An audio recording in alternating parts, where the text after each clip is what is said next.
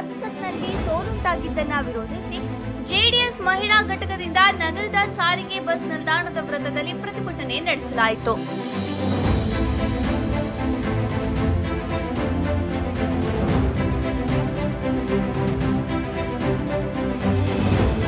ನಂತರ ಮಾತನಾಡಿದ ಕೋಮುಲ್ ನಿರ್ದೇಶಕ ಚುಲುವನಹಳ್ಳಿ ನಾಗರಾಜ್, 80 ವರ್ಷ ಆಡಳಿತ ನಡೆಸಿದ ಕಾಂಗ್ರೆಸ್ ಶೇಕಡಾ 33 ಮಹಿಳಾ ಮೀಸಲಾತಿಯನ್ನು ವಿರೋಧಿಸಿದ ಹಿನ್ನೆಲೆಯಲ್ಲಿ ಮಹಿಳೆಯರು ತಕ್ಕ ಪಾಠ ಕಲಿಸಬೇಕಿದ್ದು ಆ ಪಕ್ಷವನ್ನ ಧೂಳಿಪಟ ಮಾಡಬೇಕು ಎಂದು ಆಗ್ರಹಿಸಿದರು.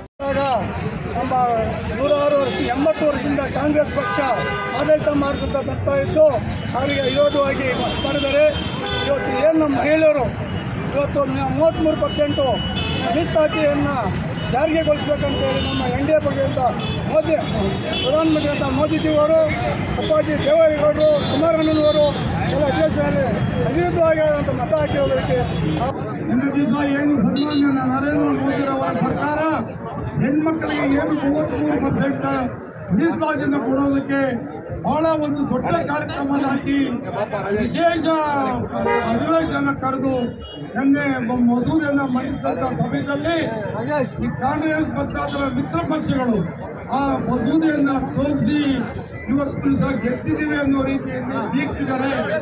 ಆ ಪಾರ್ಲಿಮೆಂಟ್ ಮುಂದೆ ಅವರು ಒಂದು ಸಂಭ್ರಮ ನೋಡಬೇಕು.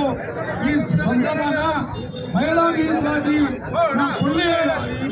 ಮಾಡುವಂತ ಇದು ಸಂಭ್ರಮನ ಕಾಂಗ್ರೆಸ್ ಪಕ್ಷ ಇದನ್ನು ನೀವು ಏನು ಇವತ್ತು ವಿಜಯೋತ್ಸವ ಅಂತ ಆಚರಣೆ ಮಾಡ್ತಿದ್ರಿ.